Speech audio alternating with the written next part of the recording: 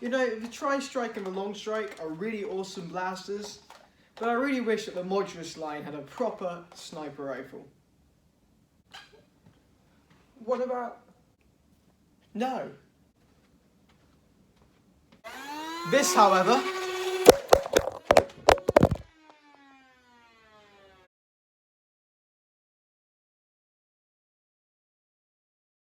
Hi, my name is Conan and welcome back to Barbarian Builds. So firstly, I'm going to answer the question of what the hell you guys are looking at. So there's a lot of attachments on this, a lot you'll probably recognise from standard Nerf attachments, and then a few sort of third-party attachments that I thought looked quite cool.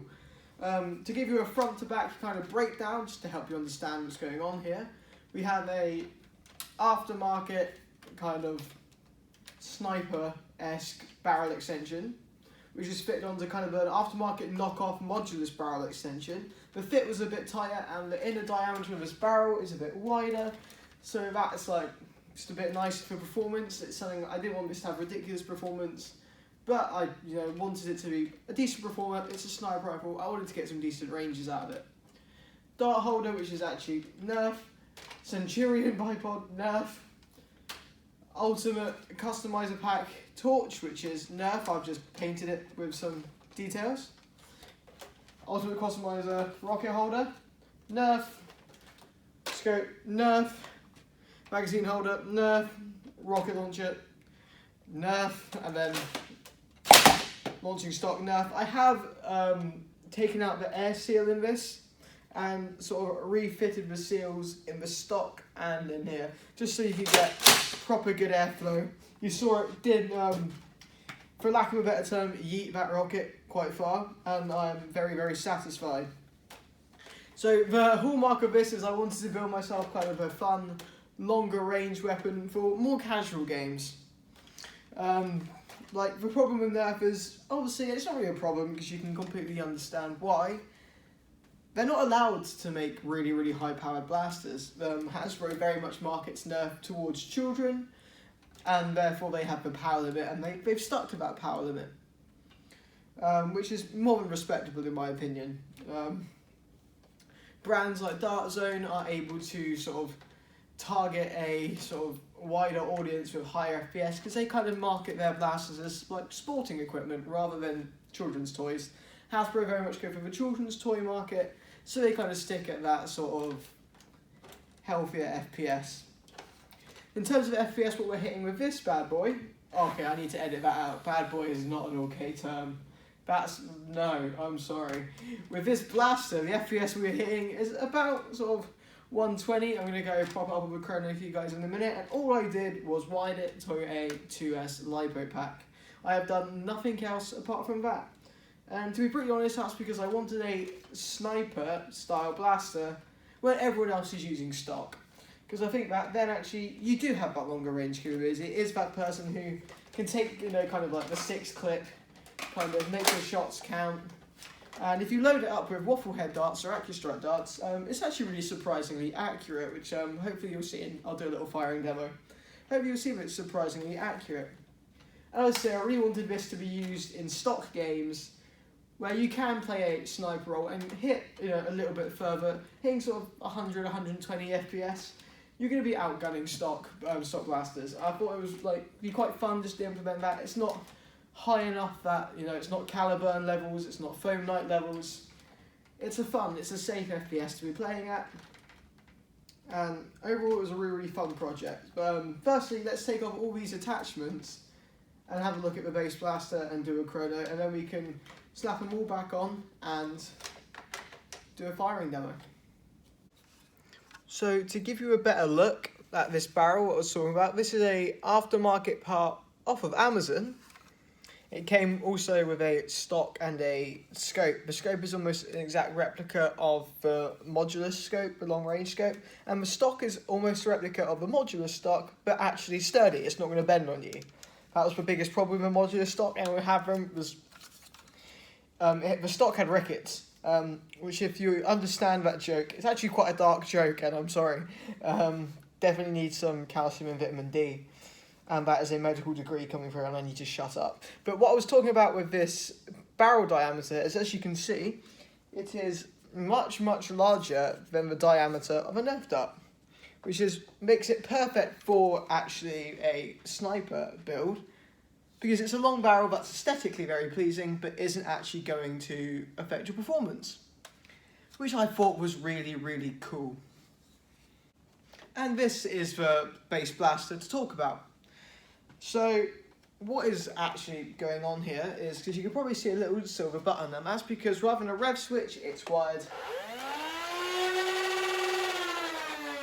to that button. And the purpose of that is I wanted this to be in stock games. I think if it's going to be more powerful and longer range, then it should require two hands to use, just so then you can't really carry an objective with the other hand. It balances the game a bit. Because I did really want a sort of long range blaster, and when I got that aftermarket kit, it looked so good on this in my opinion, that I had to turn my old Modulus into a sniper DMR kind of style blaster. So I really want to highlight the importance of this video. That's kind of also why I'm making this video. For if anyone does actually watch my videos, only one, I really appreciate you. And secondly, wiring to a LiPo really does make a difference, because that is the only thing I have changed about this blaster. Is I cut the original wires off the motors, took out all the switches which were in here, like all the locks, which were just awful, and simply one switch. It's literally 3 wires. It is a switch, a LiPo, and the motors. 2S, nothing too fancy. I haven't changed the motors, haven't changed the cage. I will probably do one day when it burns out, but one, didn't need to spend my money, and two, it's doesn't look like it's showing any signs of burning out yet. So, but I want to highlight the difference it makes, because this has gone from a stock sort of 60 to 70 FPS blaster, which is consistently hitting over 100, and it's just the better power source. So I would really encourage you guys, invest in LiPo. I know a lot of people use trust fires and lithium batteries. I would definitely recommend LiPo packs. They are spec'd almost perfectly for our hobby. They are designed to run motors, and overall they're just safer than running trust fires and dummy batteries. So definitely, if you can, go to LiPo. And the performance, I nearly hit myself with that. I was not expecting that to bounce that far back to me. The performance makes a difference, it really does. And what you can hear there is the pings is me hitting a small cardboard target on the other side of the room, because active stroke darts are accurate. So yeah, my little PSA is wire for LiPo, it really does make a difference. But I think I've talked enough. I think you can pretty much understand what's going on here. So let's get some chrono and some firing. So I just edited the first part of this video, and my god, my hair is horrible, and I really do apologise. I should be far more presentable to be doing YouTube videos, and I am sorry. But anyway, that's enough of me talking. Chrono numbers.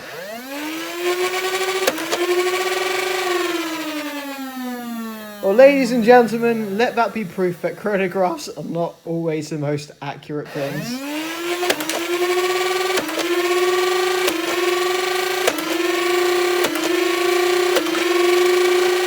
And we're out. See, those shots are more believable. I will take that. That is an acceptable range, sort of the 100 to 120 range. Anyway, let me show you it firing.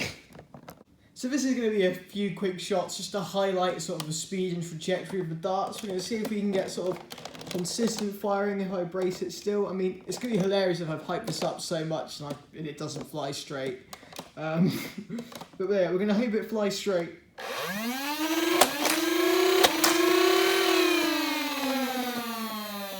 I'd say that's pretty decent performance, and obviously, you know, being a Modulus, it's semi-automatic, as all the best sniper rifles are. That was me on Call of Duty, semi-automatic sniper rifle, because if you use a semi-automatic sniper rifle, it's because you can't aim, and you've accepted that no-scoping isn't cool, and you're just trying to get the job done. And my friend is going to hate me for saying that. Rocket launcher shot. You probably couldn't see that on camera, I didn't think that through. This is the downside of having a phone cam which is mounted on the blaster, is that I think you can see things, but you probably can't. So there we go, only a short sweet firing demo. My plan is to do a big firing day and upload a video of all my different sniper rifles, my Phone Light XC, my long shot, my Modulus, and my drain blaster, my Void Vanquisher as I called it. My plan is to sort of do all of them, and sort of give you a comparison, give you my thoughts. But one point I really want to make is that with a lot of amazing 3D printed options coming out, remember that actually Nerf is a lot of fun.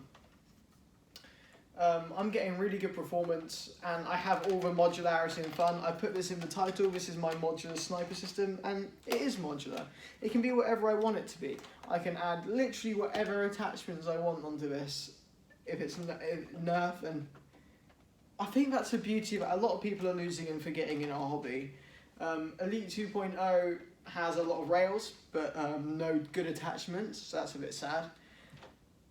But that kind of, as Coop would say, tactical, like, even as I've got older and, you know, some attachments are a bit flimsy, it's obviously Picatinny and stuff is better.